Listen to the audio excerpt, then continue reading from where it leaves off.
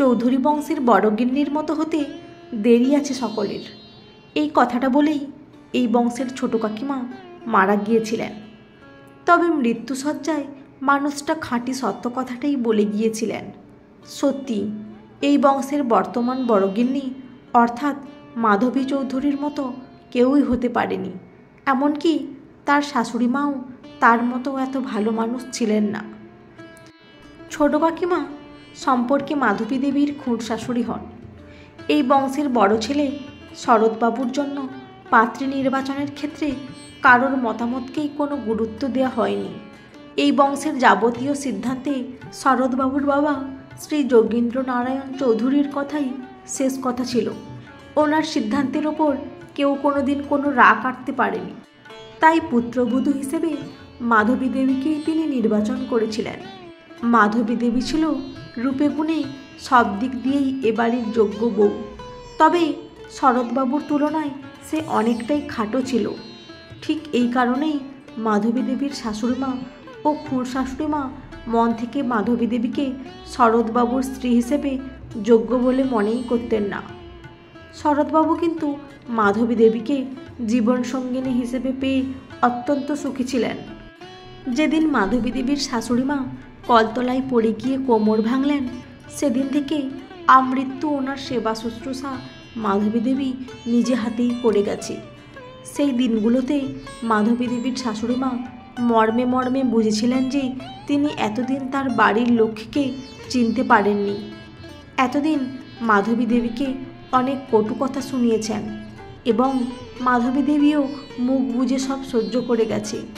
তবে কোনোদিন কারোর কাছে নিজের শাশুড়ি মায়ের নামে গালমন্দ করেনি, বরং ওনাকে মনে মনে মাতৃজ্ঞানে পুজো করেছে সে। তার শাশুড়ি মা অন্তিমকালে তার কাছে ক্ষমা প্রার্থনাও করেছিলেন আর দুহাত ভরে আশীর্বাদ করে বলেছিলেন সারা জীবন যেন মাধবী দেবী স্বামী সন্তানদের নিয়ে ভরপুর সংসার করতে পারেন। আর মারা যাওয়ার আগে তিনি তার বড় বৌমাকে একটা দায়িত্ব দিয়ে গিয়েছিলেন। বলেছিলেন যে তার ছোট ছেলে বিনোদের বিবাহের জন্য পাত্রী নির্বাচনের ক্ষেত্রে যেন বিনোদের মনের কথাটার গুরুত্ব দেওয়া হয়, আর এই দায়িত্বটা যেন মাধবী দেবী পালন করে।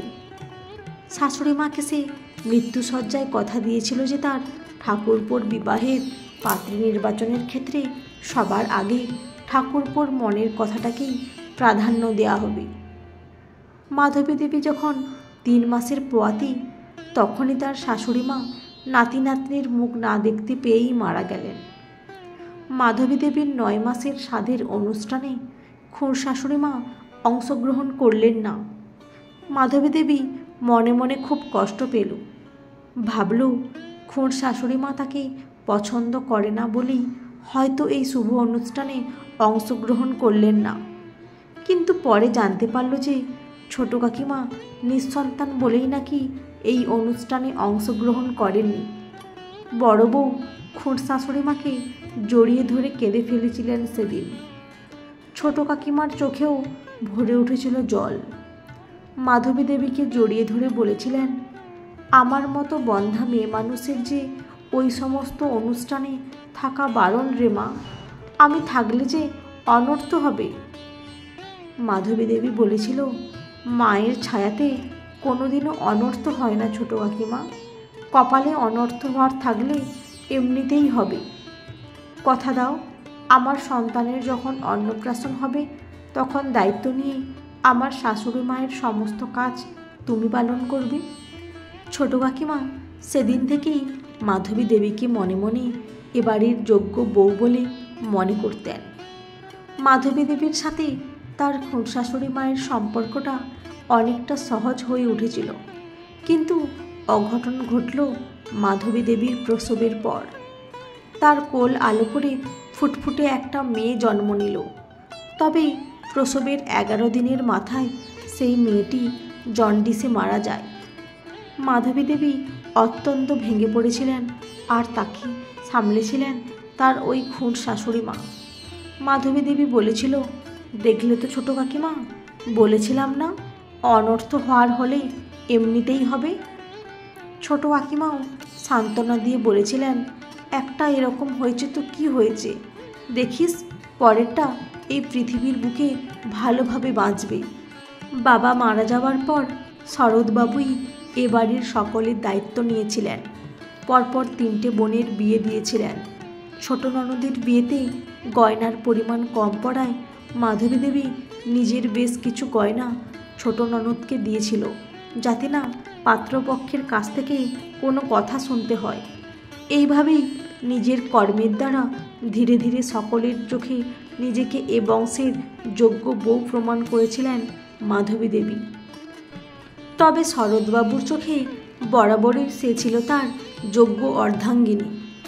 মাধবী দেবীকে অত্যন্ত ভালোবাসতেন শরৎবাবু, আর শরৎবাবুর এই ভালোবাসাই ছিল মাধবী দেবীর মনের জোর। দেখতে দেখতে মাধবী দেবী আবার পোয়াতি হলো। এই পরিবারের প্রাঙ্গণ জুড়ে নেমে এলো অফুরন আনন্দ।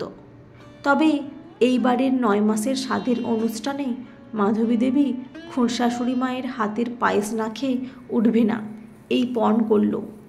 পাড়ার বয়স্করা বললেন, এমন জেদ করতে নেই মা, তোমার খুড়শাশুড়ি মা একজন বন্ধা নারী, তাই তার দেওয়া পায়েস খেলে তোমার গর্ভের সন্তানের ক্ষতি হবে। তবুও মাধবী দেবী কারোর কথা শুনল না। কাজের মেয়েকে দিয়ে বলে পাঠালো, যাও গিয়ে সরাসরি ছোটো কাকিমাকে বলো যতক্ষণ না তিনি এসে আমাকে নিজের হাতে পায়েস খাওয়াবেন ততক্ষণ আমি এখান থেকে উঠব না। ছোটো কাকিমাও চোখের জল মুছে সবার কথা উপেক্ষা করে এসে নিজের হাতে পায়েস খাওয়ালেন মাধবী দেবীকে। এরপর মাধবী দেবীর কোল আলো করে চৌধুরী বংশের বংশধর পুত্র সন্তান জন্ম নিল। মাধবী দেবী সবার কাছে এটা প্রমাণ করে দিল যে বন্ধা নারীর হাত থেকে কিছু খেলে কোনো অনর্থ ঘটে না। এইবার মাধবী দেবীর ঠাকুরপো অর্থাৎ বিনোদবাবুর বিবাহের জন্য পাত্রী নির্বাচনের সময় এলো। শাশুড়ি মাকে দেওয়া কথার সম্মান রাখল মাধবী দেবী। ঠাকুরপোর পছন্দ করা পাত্রীকেই বিবাহের জন্য নির্বাচন করা হলো। তবে পাত্রীর বাড়ির লোক অত্যন্ত নিম্নবিত্ত, তাই তারা যে কোনো অনুষ্ঠান করে মেয়েকে বিয়ে দিতে অপারগ এ কথা জানিয়ে দিল। কিন্তু অনুষ্ঠান তো করতেই হবে, চৌধুরী বংশের ছোট ছেলের বিয়ে বলে কথা। এদিকে শাশুড়ি মাকে দেওয়া কথাও মাধবী দেবী ফেলতে পারলেন না। বিনোদবাবুর যেহেতু এই মেয়েকেই পছন্দ, তাই শরৎবাবু মেয়ের বাড়ির লোকের সাথে গোপনে কথা বলে এলেন যে শরৎবাবুই মেয়ের বাড়ির লোককে বিয়ের খরচা দিয়ে মেয়েকে এই চৌধুরী বংশের বউ করে নিয়ে আসবেন। আর হলোও তাই। এই কথা অন্য কেউ গুণাক্ষরেও জানতে পারল না।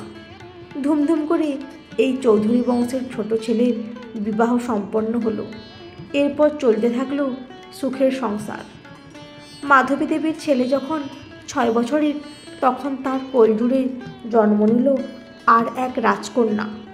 তার ঠিক 4 বছর পর বিনোদবাবুরও পুত্র সন্তান জন্ম নিল।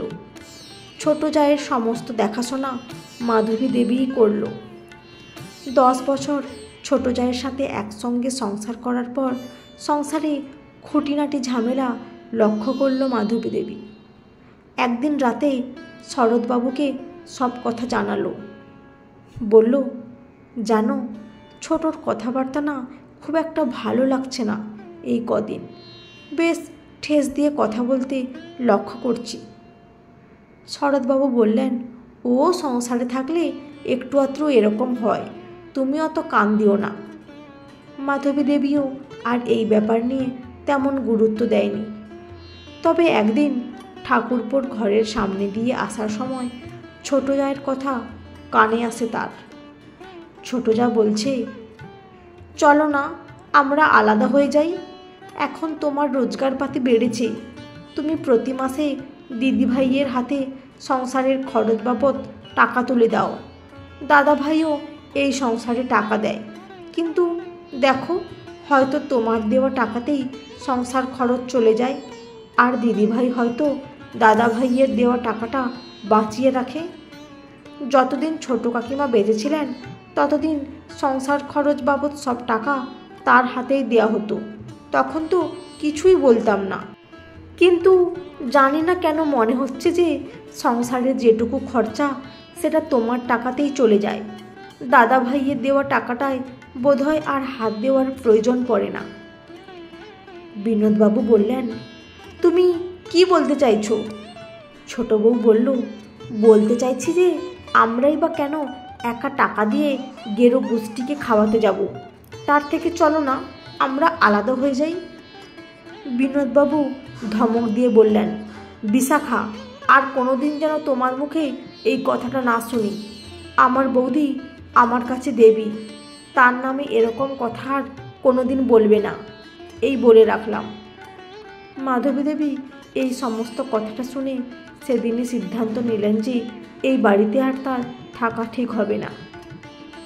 শরৎবাবু বললেন, যা করবে ভেবেচিন্তে করো, তোমার সিদ্ধান্তের প্রতি ভরসা আছে আমার।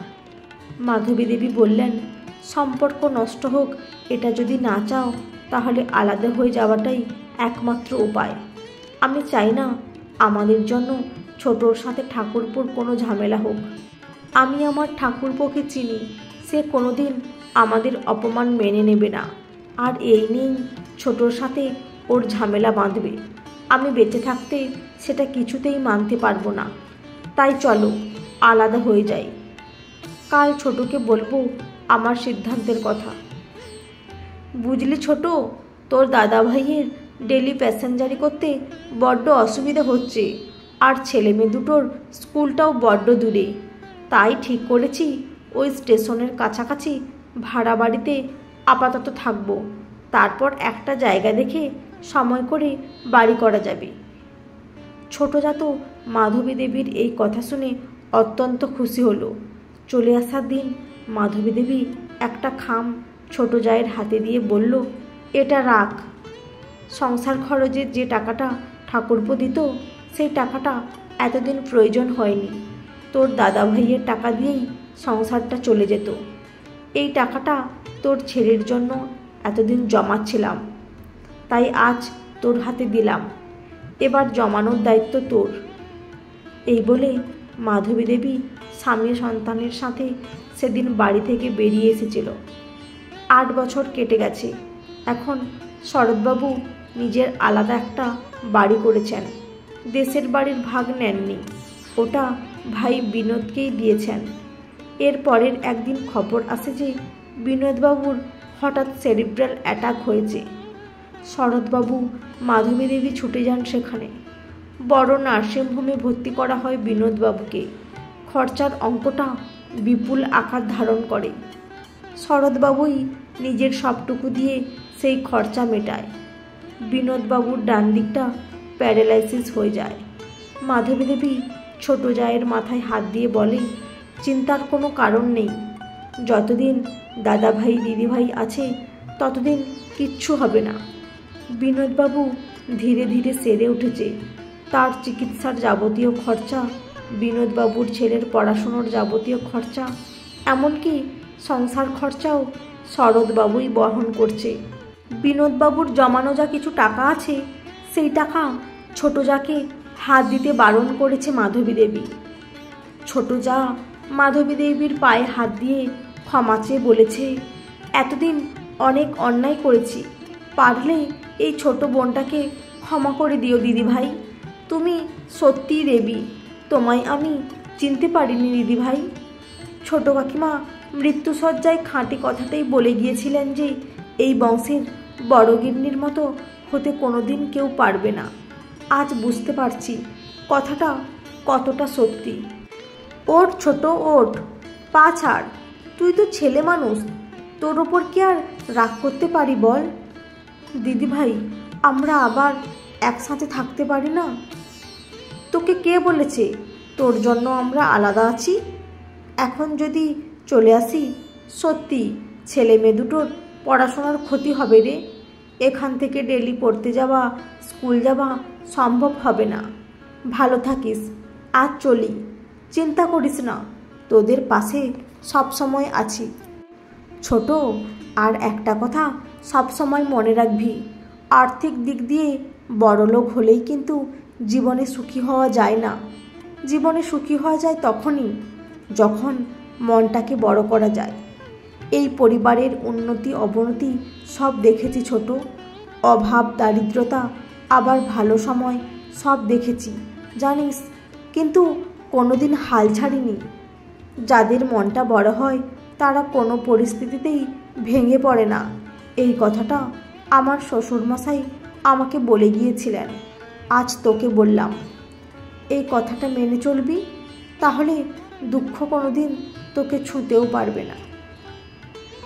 বন্ধুরা, আজকের গল্পটি কেমন লাগলো? যদি ভালো লেগে থাকে অবশ্যই একটি লাইক দিয়ে চ্যানেলটি সাবস্ক্রাইব করে পাশে থাকবেন। অসংখ্য ধন্যবাদ।